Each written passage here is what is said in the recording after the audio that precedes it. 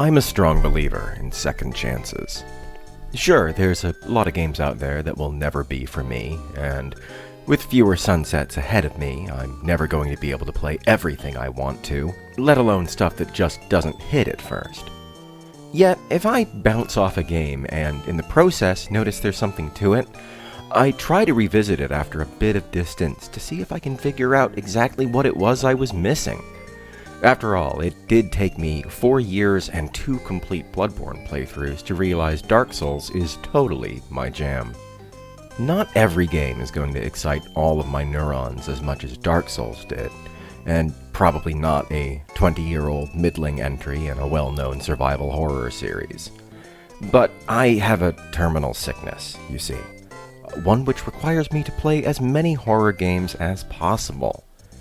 If I can achieve all 13 endings of the loathsome Clock Tower 2, The Struggle Within, and have a pretty good time doing so, I think I can handle Resident Evil 0. I fell in love with Resident Evil in the late 90s. Initially put off by its strikingly ugly box art and thematic similarity to Alone in the Dark, a game I couldn't stand.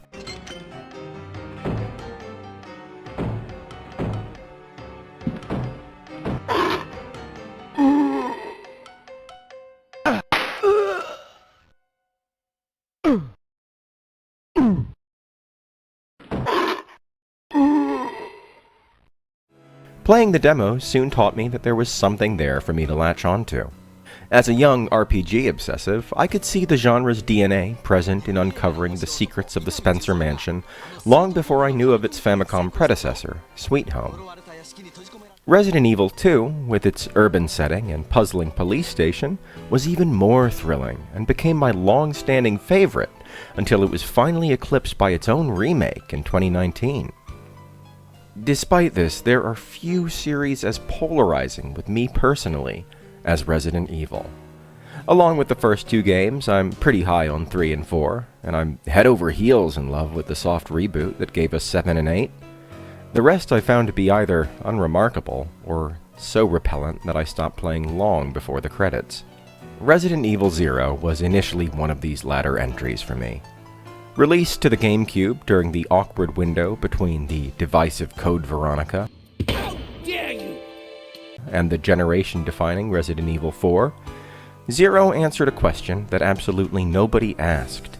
What was plucky teen cop / damsel in distress Rebecca Chambers up to immediately prior to the events of Resident Evil?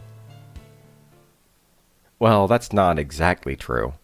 Despite her starring role, this isn't really Rebecca's story. This is the story of Dr. James Marcus, a previously unmentioned founding father of both Umbrella and the T-Virus, betrayed and murdered by his own colleagues, though not before engineering an army of zombie leeches. Naturally, in the world of video game one-upmanship, Rebecca, alongside tribal-tatted red-hot Billy Pepper Cohen, uncover the secret history of Dr. Marcus and stop a world-destroying threat, all before breakfast at the Spencer Mansion. There's even a Sephiroth this time, replete with his own operatic choral sting. Because, of course, there is. It's exceedingly silly, but we're talking about Resident Evil here, a series which trades in the exceedingly silly. Wait! I can't! No! Steve!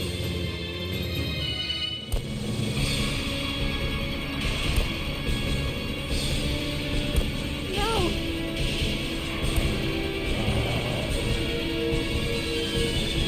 Ah! Father!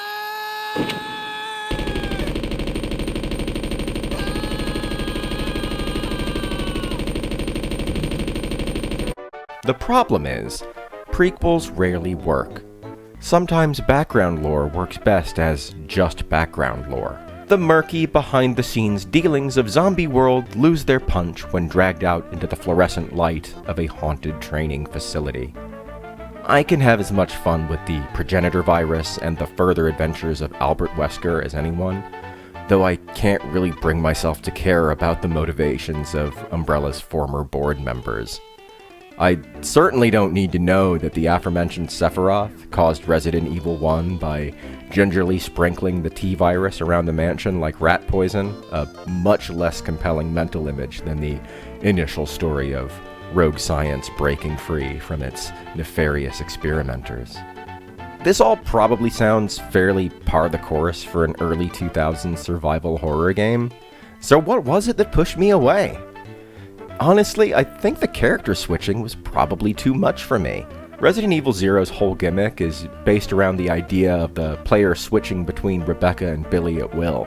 Usually they're together, sometimes they're separated, and other times they have to stand in two places at once to solve puzzles.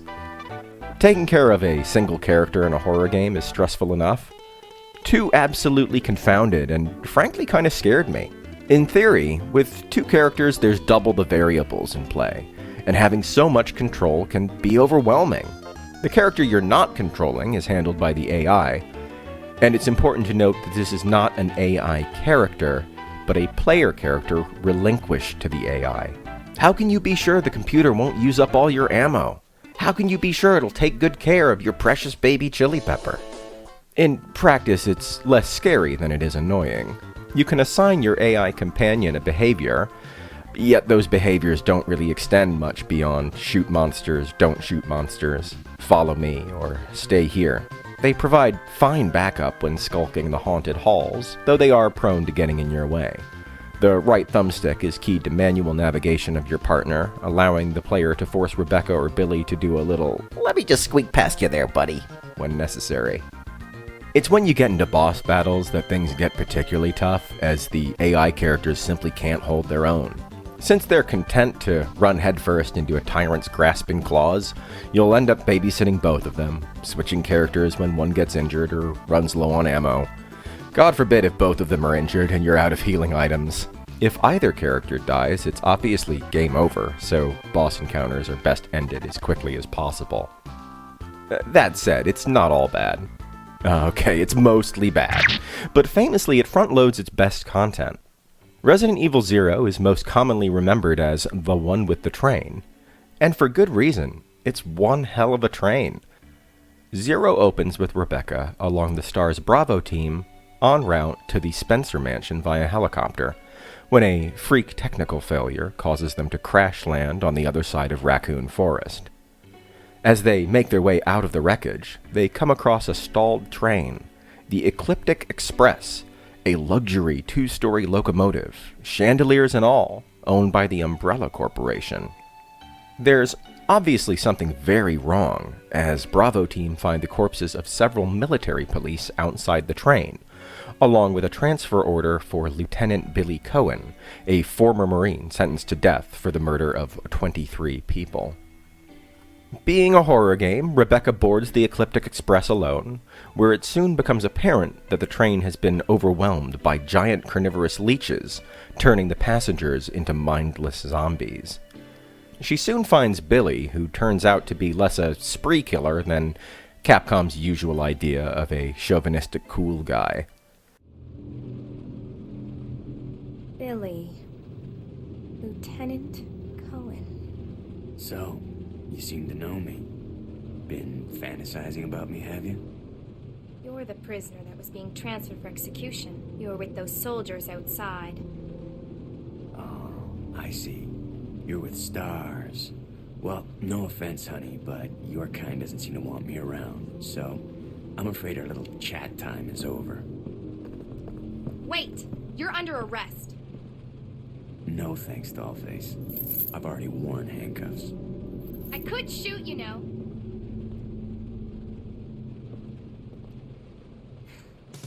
After Rebecca tries to take him into custody, only to be soundly humiliated by being laughed off as a little girl, Billy saves Rebecca from the leeches using his cool Matrix moves, and the two enter an uneasy alliance. With these two polar opposites in cahoots, you'd think there'd be some opportunities for character development.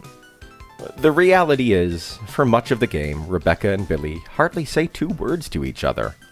Their communication and coordination is implied through the use of walkie-talkies, the in-world explanation for character switching, A charitable read is that their silence encourages players to seek out the solution to double-handed puzzles on their own, though the overwhelming lack of dialogue makes it feel as though you're controlling an Uchikoshi-esque morphogenetic hive mind rather than two distinct characters. But back to the Ecliptic Express. It's one of the most unique and fun Resident Evil environments ever pre-rendered. The unsettlingly narrow passenger cars, littered with corpses, some ambulatory, some not, the ruined remains of the dining room, half-eaten steaks and spilled wine, illuminated by the glow of an electrical fire. The private sleeper carriages, with the trademark far too revealing apocalyptic diaries. A hallway blocked by thousands of leech eggs, which by rule of Chekhov must eventually hatch. This literal linear nature of a train may seem counterintuitive to a series that prides itself on providing spooky, expansive buildings in which to get lost, though it's these limitations that offer a different kind of dread. While there may be only a single route forward, that just means you have to confront every terror head-on. Rebecca and Billy can't just leave, either.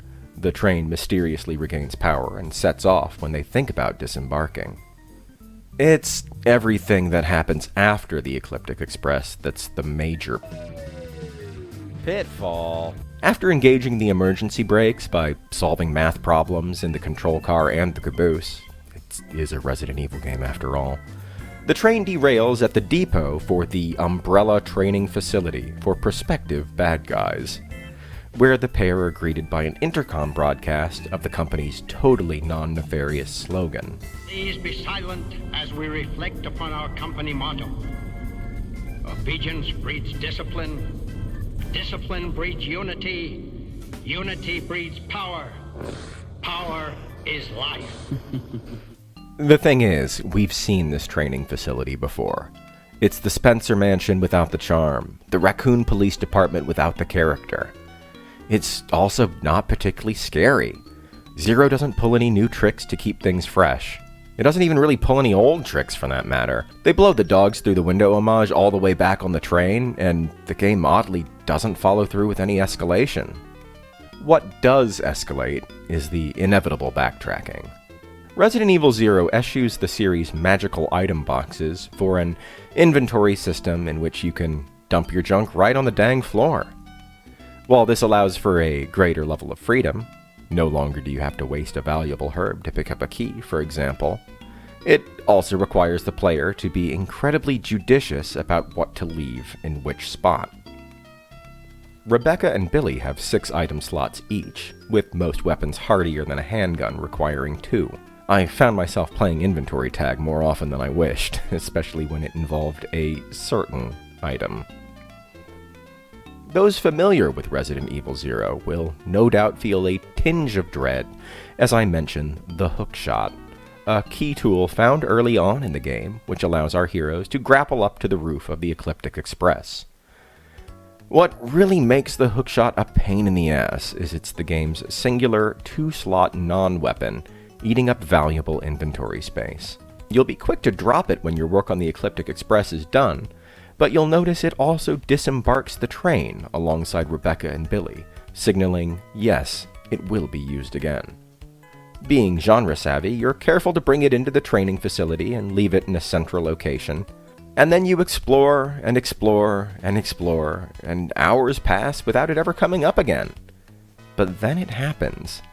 You've surpassed the training facility, entered a church, and fought an incredibly annoying bat boss. You're low on ammo, health, and options, and you see the telltale camera angle that your only way forward is grappling up to the roof with that damn hook shot. So you make your way back to where you left it, but the facility is now overrun by superpowered lab monkeys, which promptly rip you apart. You need to take this stupid hookshot with you as often as possible.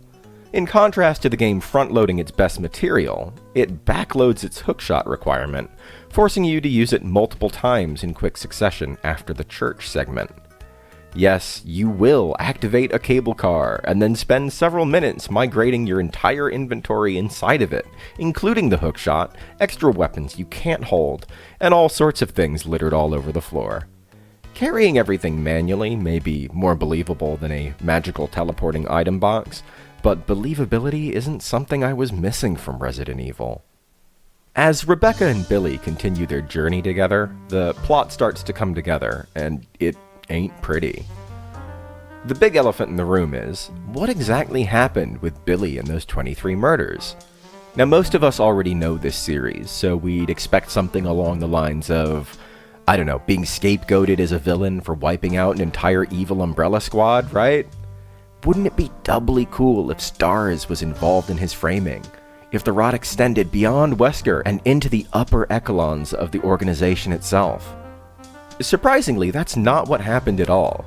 Instead, we get a troublingly graphic flashback of Billy in Africa, his squad gunning down a bunch of unarmed villagers. It's ambiguous whether Billy took part in this gratuitous slaughter, though it's strongly implied he didn't. And when Rebecca asks for clarification, his only response is, Forget about it. Doesn't matter anymore. That was then, this is now. Besides, you said you wouldn't judge me. like a moody teenager.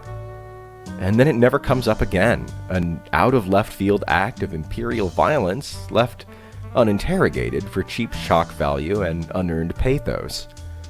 It's not the kind of thing you'd expect, nor want, from your game about stomping zombie leeches and solving puzzles about forest animals' feeding habits. The pair continue their adventure, occasionally getting separated for drama, eventually reaching the requisite secret umbrella lab beneath the training facility. How many of these are there? It's here that we see the supporting stars aren't corrupt, but rather useless. Hapless Enrico appears out of nowhere to offer Rebecca an encouraging word, before she utters her first and last line of narration. I never saw him again. It's easily the funniest scene in the game.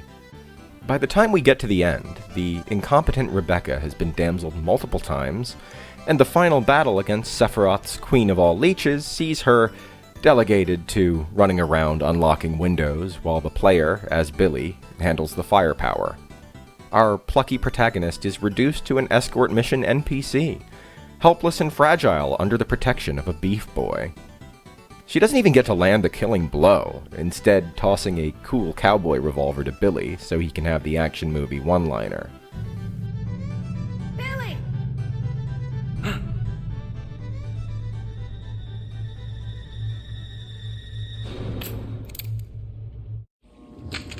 Hey, Queenie! Feast on this!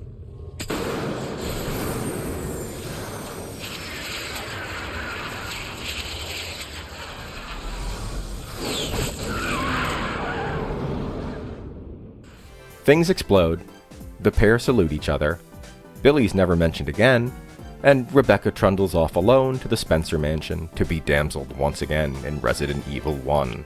The experience of what's ostensibly meant to be Rebecca's own story only serves to make her seem even more incompetent. What was it all for? Resident Evil is no stranger to skilled leading ladies with Jill Valentine and Claire Redfield. Rebecca was already kind of a dithering goofball in Resident Evil 1. Whoa! What is it? What? Oh! Oh no! Sorry, I didn't mean to do that. So perhaps the writers thought maybe she didn't have room to grow? If that's the case, why choose to center a prequel around her in the first place? Again, that's the problem with prequels. Background details and ancillary characters don't often need to be expanded upon, especially if said details are so slight that it's unfeasible to do so. I can imagine a Resident Evil origin story that could work, but I think it would need a whole set of characters separate from the cast of Resident Evil 1. When I finished my playthrough of Resident Evil 0, it graded me with a D. Coincidentally, I also grade this game a D. My initial impression way back in the early 2000s was on the money. 0 is a relatively bog-standard Resident Evil, dragged down further by its frustrating inventory mechanics and inconsequential story beats. Still, as my brain poison dictates, I'm pretty happy to experience just about any survival horror game from start to finish, regardless of quality.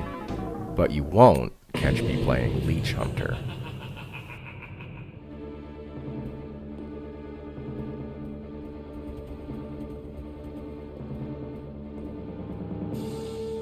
This is ridiculous. Nobody wants this.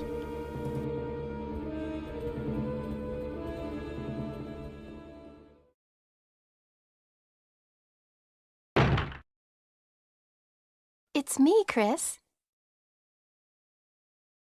Is that you, Rebecca?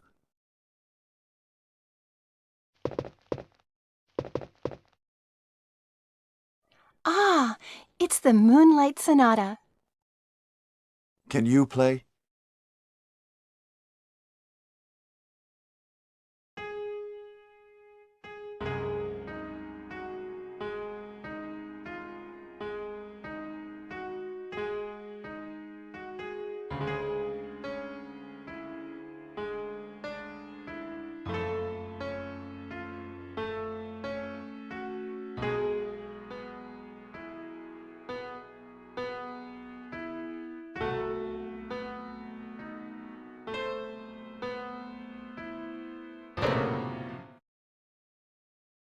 You like it?